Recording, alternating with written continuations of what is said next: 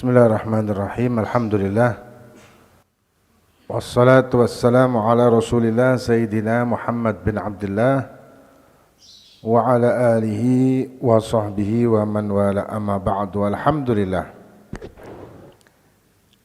Kita melanjutkan kajian kitab Qudul Ujain, masalah fikih rumah tangga.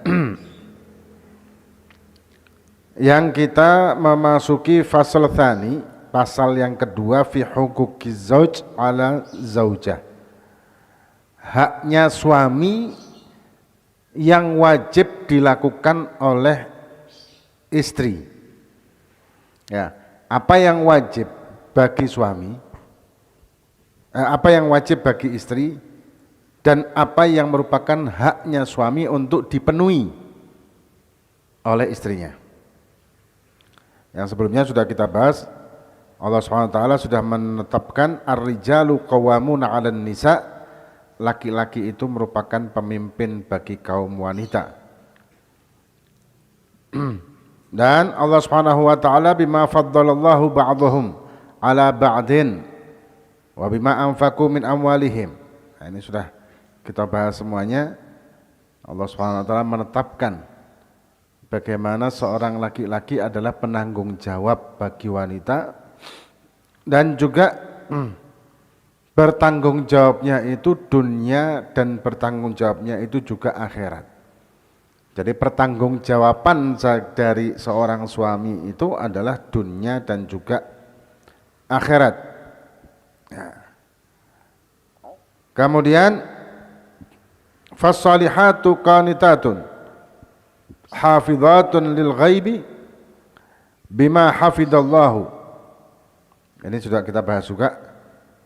Dan orang-orang salihah, perempuan salihah, perempuan yang taat, perempuan yang taat kepada Allah, pasti dia taat kepada suami karena merupakan perintah dari Allah Subhanahu wa taala untuk taat kepada sang suami. Walaupun ketaatan kepada suami tidak boleh melebihi atau melanggar ketaatan kepada Allah Subhanahu wa taala. Jadi ketaatan kepada suami merupakan wujud taat kepada Allah. Kalau ada perempuan, ya. Kalau ada perempuan yang dikatakan salihah, tapi si perempuan tersebut tidak taat kepada suaminya, maka tidak dinamakan salihah. Jadi ketaatan istri itu kepada suami itu tergantung ketaatannya dia. Kalau dia taat kepada suami karena Allah, maka dia termasuk taat kepada Allah. Tapi kalau misalkan dia taatnya hanya kepada Allah tapi tidak kepada suami, maka dia tidak taat kepada Allah hakikatnya. Ya mungkin. Ada wanita yang merasa bahwa dia tidak perlu taat kepada suami. Kenapa? Karena suaminya wis ngono-ngono iku. Mending ngaji ae, mending salat ae, mending ibadah, mending bahkan ada juga yang mending taat ambek guru saya daripada suami ya ngono-ngono iku. Ini pendapat yang salah. Walaupun si perempuan tersebut atau istri tadi itu mempunyai murabbi sekalipun, misalkan ya santriwati pondok pesantren dan dia sama gurunya Masya Allah dan menjadikan gurunya sebagai murabbinya. Nah, tapi ketika dia sudah bersuami, ketaatan kepada murabbi ini tidak boleh melanggar ketaatan kepada suami. Jadi diutamakan suami. Jangankan ngoten. Kepada ayah kandung si istri atau ibu kandung si istri pun tidak boleh melanggar ketaatan kepada suami. Misal suaminya menyuruh dia untuk bikinkan kopi. Bersamaan orang tua si istri menyuruh untuk melakukan sesuatu yang berbeda. Mana yang harus ditaati? Kalau jawab,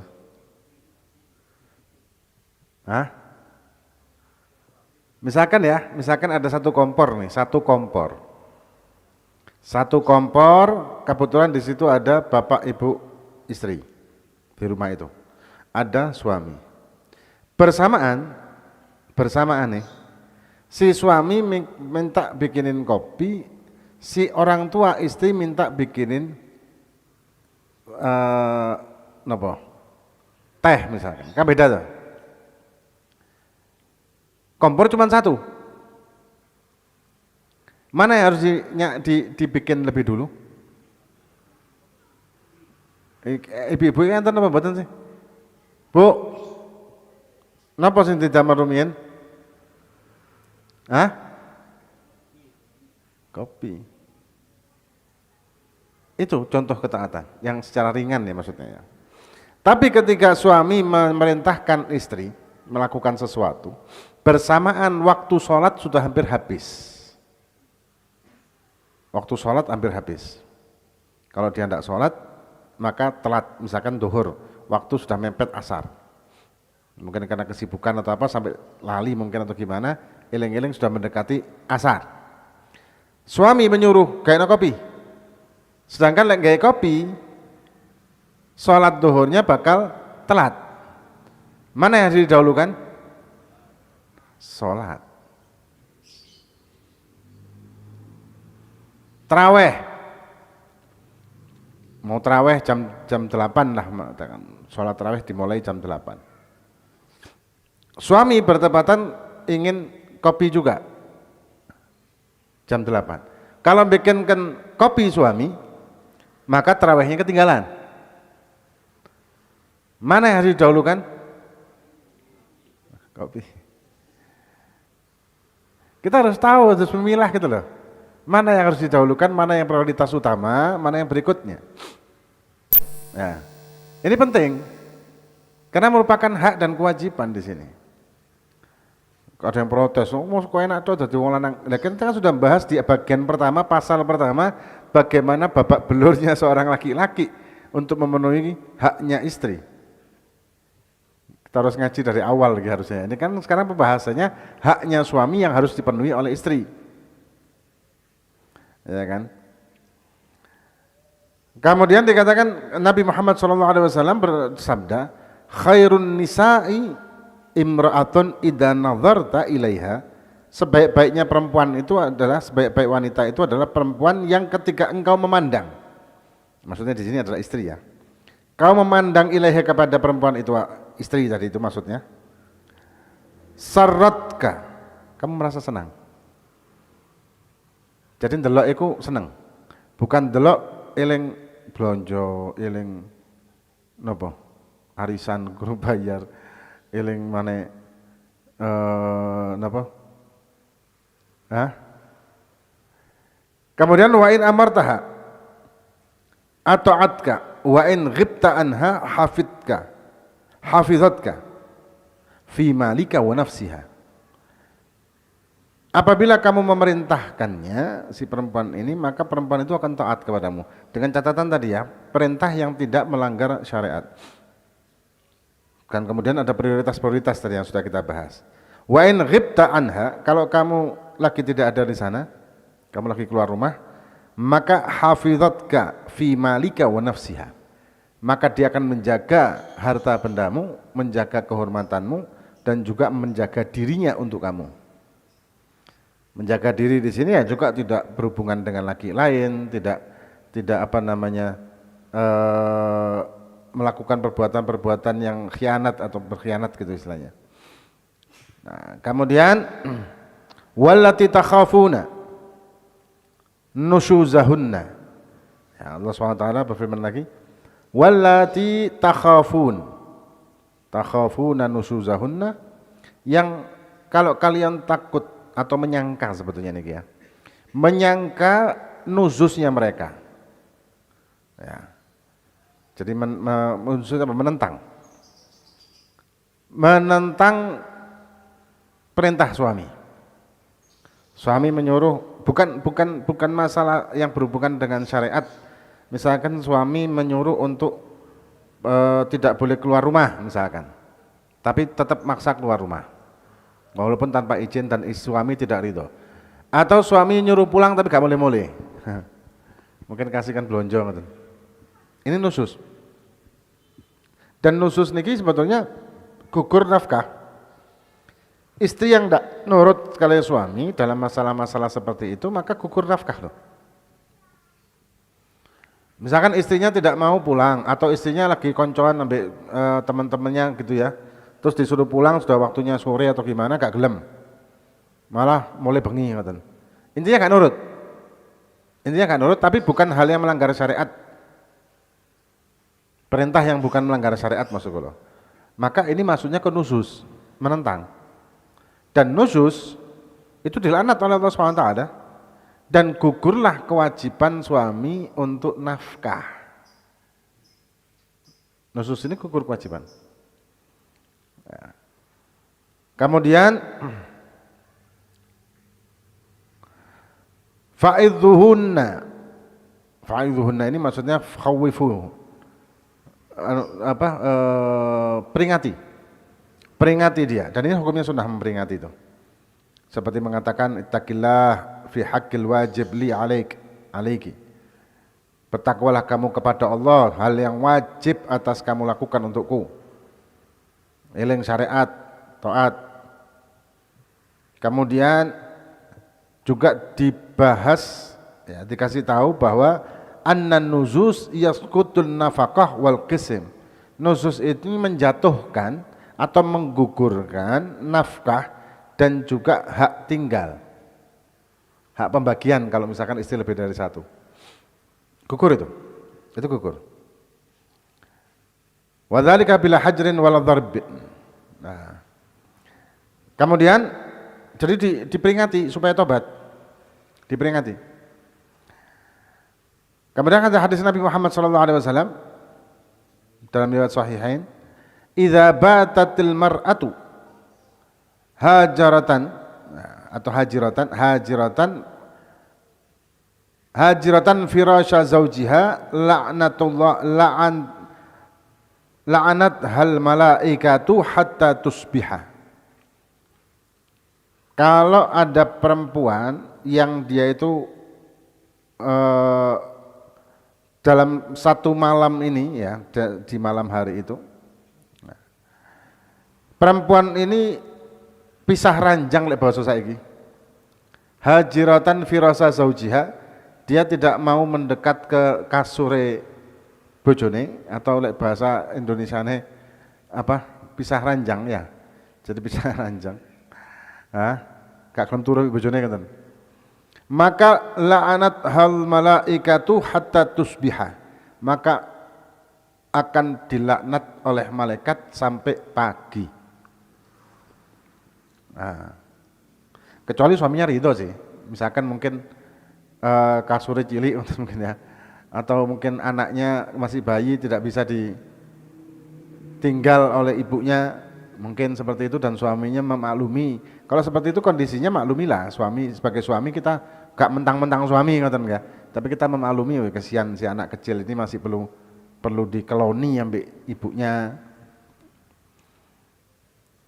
Kemudian dikatakan lagi dari riwayat Tirmidzi, Kanjeng Nabi bersabda, ayyuma imra'atin matat wa zawjuha radin anha dakhalatil jannah. Perempuan-perempuan atau istri-istri yang meninggal tapi suaminya radin anha, suaminya ridho, maka dakhalatil jannah, masuk ke surga.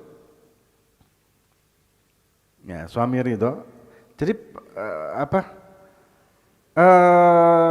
barometernya seorang istri bisa masuk surga atau tidak itu sebetulnya berkaitan juga dengan suami, ada kaitannya dengan itu. Ada kaitannya juga, bukan berarti itu kuncinya, tapi itu merupakan kaitan. Nah, kembali lagi, kalau orang dengar pengajian ini segini aja, mungkin dia akan mengatakan, wah, laki itu penjajah memang anu sakar PDW lah ini. Padahal sebelumnya kan sudah kita bahas di pasal pertama tentang bagaimana haknya istri yang wajib dipenuhi oleh suami. Kalau kita ngaji dari pertama kita akan paham bagaimana imbangnya sebetulnya antara laki dan perempuan dalam syariat. Antara suami dan istri, maksudnya dalam hal ini ya. Antara suami dan istri bagaimana imbangnya Allah Subhanahu wa taala memberikan keseimbangan antara suami dan istri dalam rumah tangga syariat yang bersyariat. Dan masing-masing oleh Allah Subhanahu wa taala ditempatkan di porsi kodratnya masing-masing. Suami ditaruh di kodratnya laki-laki, istri ditaruh di kodratnya perempuan. Dan masing-masing punya hak dan tanggung jawab. Indah sih sebetulnya kalau kita mengikuti syariat ini. Cuma kalau kita ngajinya sepotong-sepotong ya suudone disi. Kemudian kalau si perempuan itu nusus, ini terusannya ayat fa'idhuhunna wahjuruhunna fil madhaji'. Dan fahjur ini maksudnya dipisah ranjang kalau ini. Ini laki yang pisah ranjang. Boleh laki-laki pisah ranjang untuk peringatan kepada istrinya yang salah.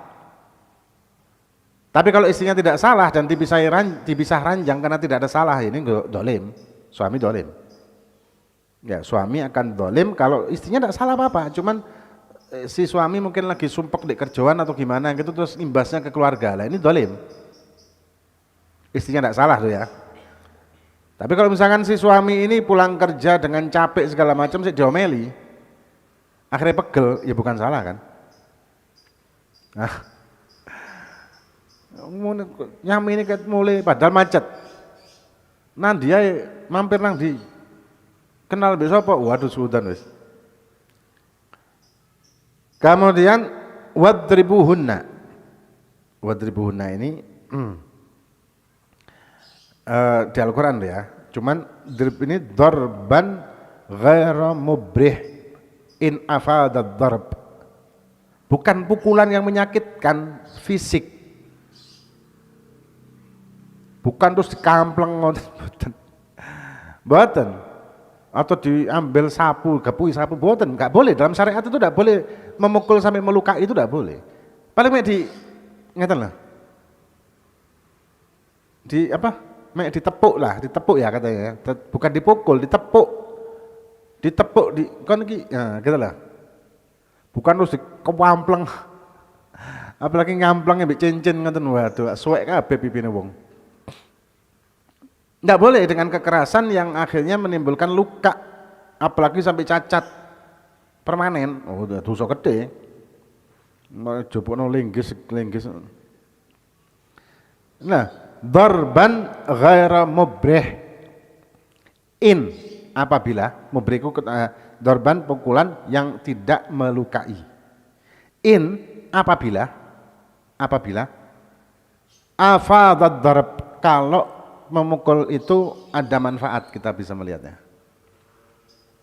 Pukulan yang tidak menyakitkan, si tepuk ngeten misalkan. Iku kaget mungkin ya. Wa illa faladharab, lek misalkan tidak manfaat sama sekali, kita tahu bahwa perempuan ini melawan, dia orangnya melawan mungkin karena faktor apa begitu. Jadi tidak ada manfaat, maka faladharab. Enggak usah dikukuk. Cara wis. Wala yajuzu darb 'alal wajhi wal mahalik, dan tidak boleh memukul atas wajahnya. Ngampleng tadi enggak boleh. Ya, tidak boleh ngampleng. Akan tetapi dipukulnya itu darb ta'zir, yang ya tadi itu loh, dengan ceples ya. Coba bahasa Jawanya apa sih? Ceples ya? Hah? Yang tidak sampai, ya apa ya? Ini kadang salah kaprah orang sih masalah ini. Apalagi sekarang berkaitan dengan undang-undang KDRT. Akhirnya para suami-suami lebih penjara kabeh bojone. Tapi wal aula lahul afwa. Kalau yang paling utama wis maafno wis mari wis apa wis kita. Kalau mampu kita maafkan. Maka itu perlu kita mendidik istri-istri kita niki supaya mereka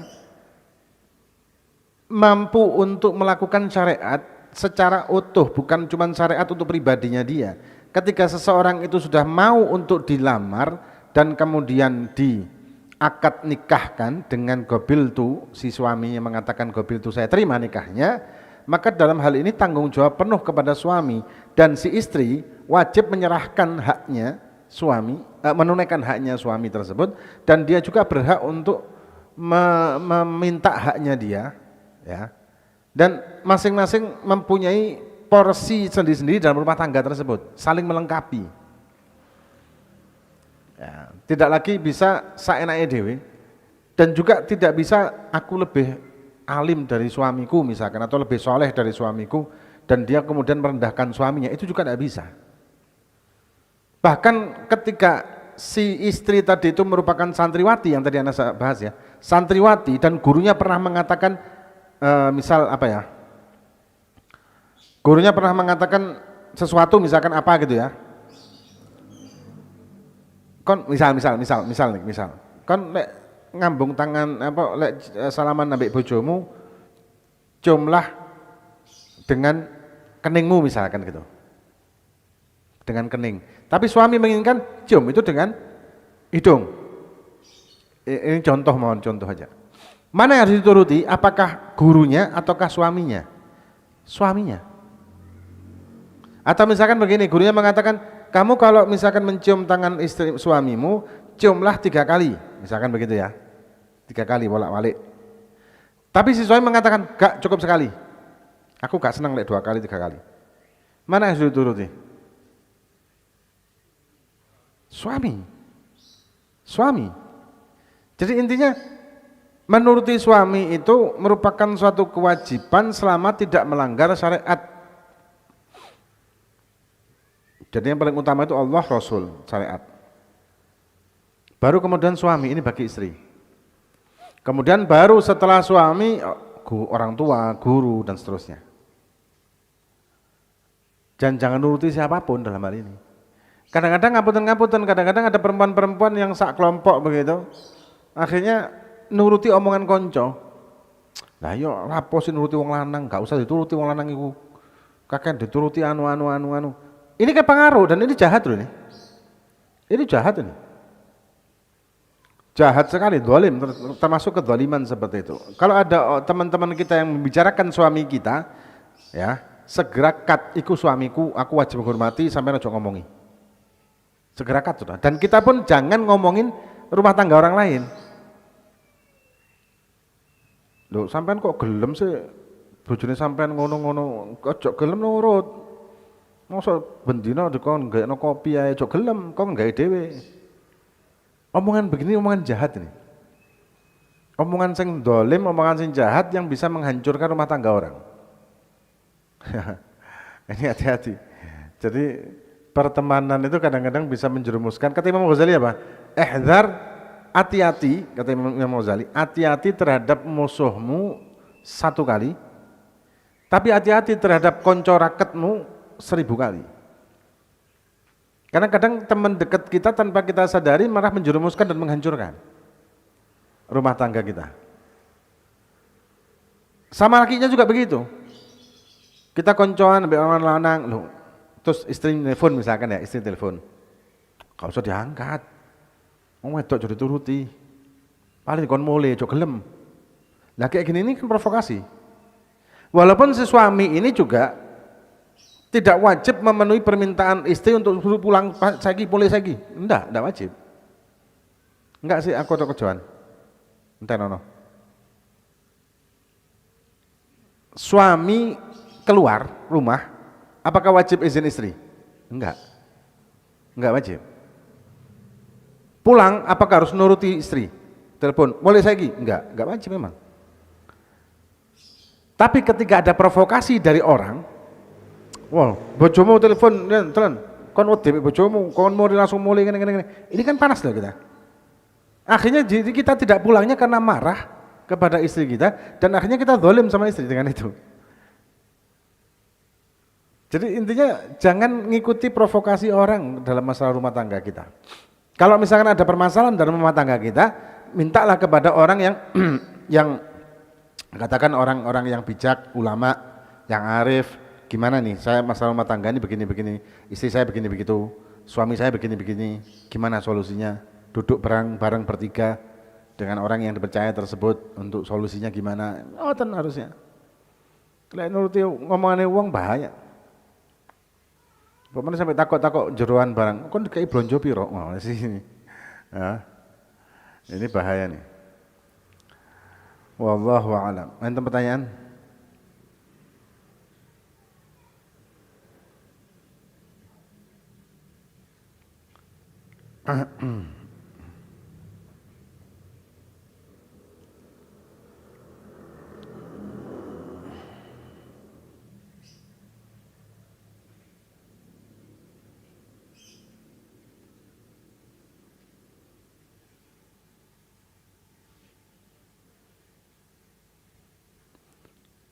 Ada pertanyaan enggak yang ini?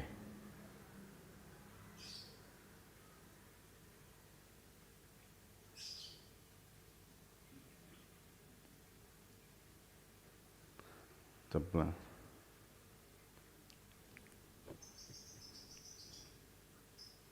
Ini ada pertanyaan di medsos sih. Kenapa kita berdoa ingin sukses, dapat kerja supaya bahagiain ibu, tapi malah dapat cobaan yang bertubi-tubi? Ujian. Ujian ini memang kadang-kadang mendatangi kita ini dengan kita tidak menyangka bahwa kenapa kok saya harus mendapatkan ujian ini, sedangkan saya sudah melakukan ini dan itu.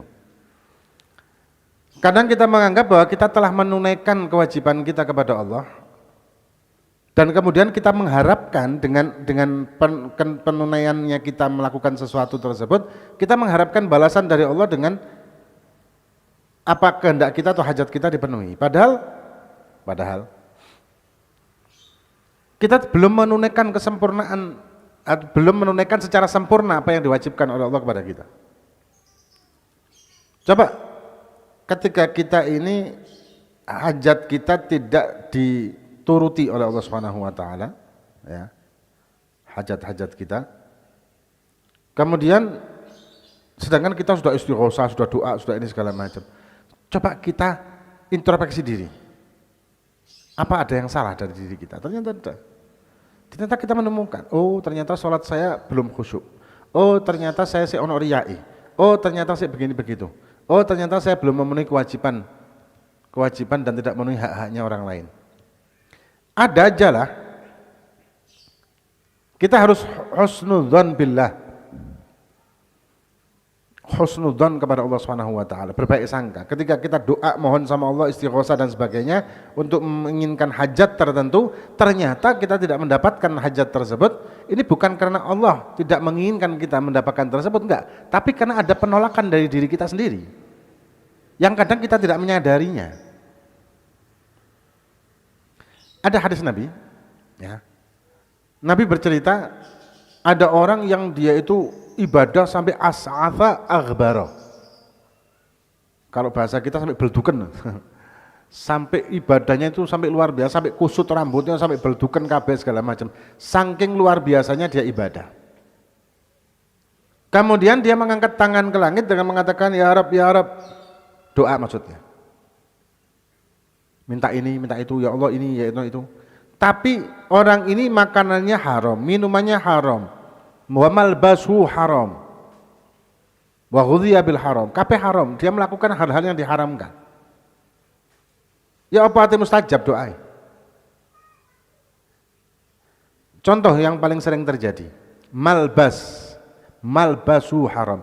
Tafsir dalam hadis ini, malbas ini yang dimaksud malbas ini adalah antara rezeki yang diambil ada haramnya, tidak jelas, atau campur gitu ya, haram halal, dan tidak memakai pakaian yang sesuai syariat, maksudnya tutup aurat, baik dirinya atau orang-orang yang ada dalam tanggung jawabnya dia. Istrinya buka aurat, dijarno. Anak perempuannya buka aurat, dibiarkan, sudah balik. Ini pengaruh nih. Pengaruh dengan mustajab dan tidaknya doa. Ya. Loh, istri saya kalau keluar itu sudah pakai kerudung, pakai baju panjang, begini begitu. Ya, coba. Kakinya pakai kaos kaki enggak? Kelihatan enggak kakinya? Ya kaki ya enggak Nah, padahal kaki itu ternyata aurat juga kan? Kaki kan aurat. Alasannya ndak saya tutupi kaki saya dengan kaos kaki karena sapa sing ngaten delok. Bahasanya seperti itu kadang-kadang. Nah itu pengaruh. Itu pengaruh. Atau di medsos dia eksis mungkin dengan apa begitu. Ini pengaruh juga. Ya.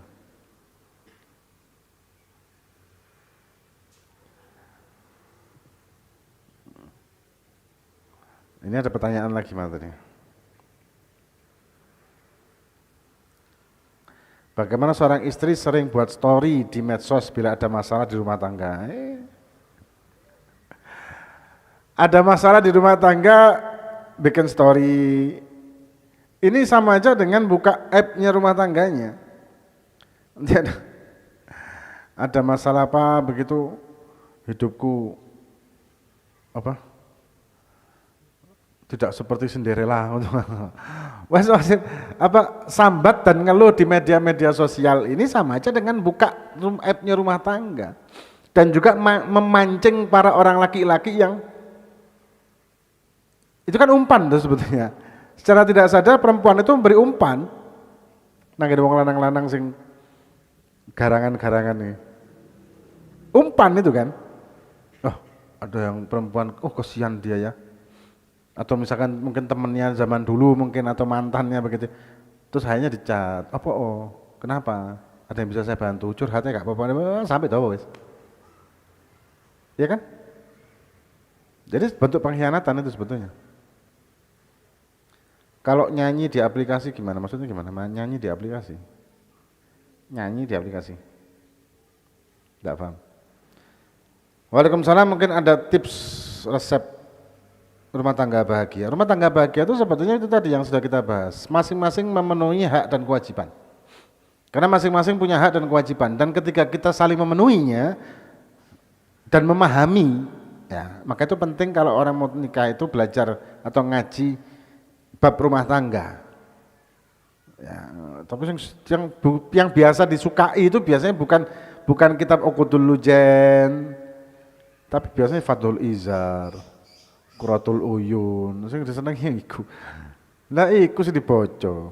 Itu bukan hak dan kewajiban. Walaupun ada tapi porsinya kan beda. Yang penting itu kan hak dan kewajiban yang penting. Allah yahfadkum, alhamdulillah, amin amin, jazakumullah khair. Ada pertanyaan lagi? Ibu-ibu ada pertanyaan toh? Sepaham kabeh maksudnya. Pom paham sedaya nggih, Bu?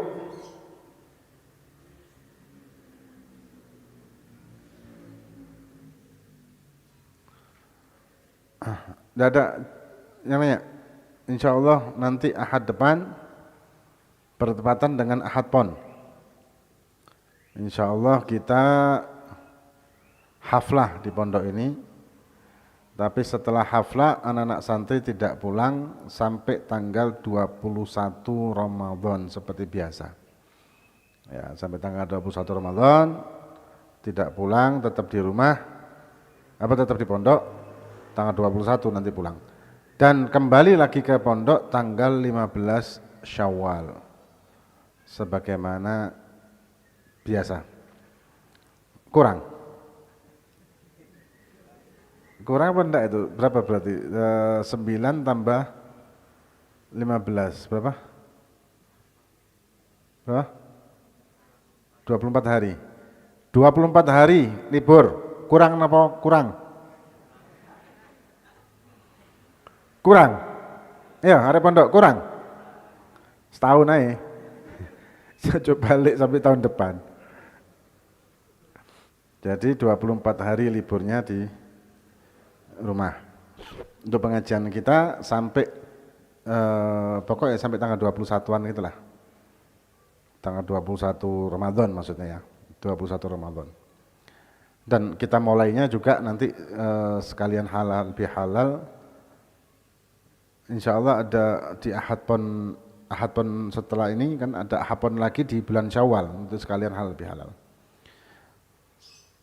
Allah. Oh, ini ada pertanyaan terakhir nih. Bagaimana cara membayar sholat yang dulu-dulu pernah ditinggalkan? Kalau kita yakin bahwa kita pernah meninggalkan sholat, yang pertama yang kita lakukan adalah kita kira-kira berapa jumlahnya. Perkiraan berapa? Oh, saya dulu tidak sholat kira-kira sekian tahun. Nah, itu jadikan patokan. Setelah itu dijadikan patokan, ya kita tinggal nyicil. Kita cicil aja satu persatu dengan waktu qadha itu bebas. Ini banyak yang nanya nih, waktu qadha itu yang benar kapan? Bebas. Kita misalkan sekarang nih, batal asar nih, kita qadha isya boleh. Qadha zuhur sekarang boleh? Boleh. Atau pada malam hari kita sekalian bangun malam dan kita qadha 5 kali sholat, 5 waktu maksudnya. Boleh? Boleh. Jadi waktu qadha itu tidak terikat dengan waktu sholatnya, bebas. Kapanpun kita boleh qadha.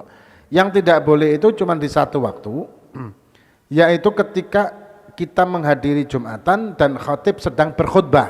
Nah, di posisi itu kita tidak boleh sholat apapun, walaupun qadha. Yang boleh cuman tahiyat masjid. Ya, kalau memang posisinya di dalam masjid, tapi kalau posisinya di embong, ya kan tahiyat embong, tahiyat trotoar. Itu jadi bebas. Termasuk kalau misalkan taraweh. Ada yang boleh enggak kalau misalkan kita taraweh, ikut taraweh, imamnya usolli sunat taraweh imaman, kita usolli fardhu subhi makmuman. Boleh. Nyicil godok subuh, boleh. Lu berarti enggak ikut taraweh? Iya, enggak ikut taraweh. Jadi kita, loh kenapa kok begitu? Ana sering nyarankan begitu, kenapa? Karena kalau kita ini godok sendiri itu rada gimana gitu kan, males kan biasanya. Tapi kalau godoknya itu jamaah rame-rame kan ada semangat. Orang tarawih itu kan semangat. Ya, tarawih kan semangat tuh. Walaupun dia punya godok, padahal harusnya godok yang diutamakan. Nah, daripada begitu, ya wes, tarawihnya digali godok. Terus kalau misalkan godok subuh tadi ya, terus kunutnya gimana? Ya ojo kunut. Kunut akhir jadi rame. Wah, aliran sesat ini. Imamnya gak kunut, iki kunut. Akhirnya kan jadi fitnah. Jadi boleh, sebetulnya boleh. Boleh ya. Wallahu a'lam bissawab. Fatihah binallah faqina fitin wa nahkatu salaha man asafuna sallallahu alaihi wa sallam. Hadat Nabi al-Fatihah. Wa maghdubi alaihim wa radha'in amin Allah bihaqi al-Fatihah wa asrar al-Fatihah barakatul Fatihah. تقبل منك سمع وتب علينا انك تابع اللهم استعان بنا في نظم الله السلام والعافيه والمرفقات يا ارحم الراحمين صلى الله على سيدنا محمد وعلى اله وصحبه وسلم الحمد لله رب العالمين.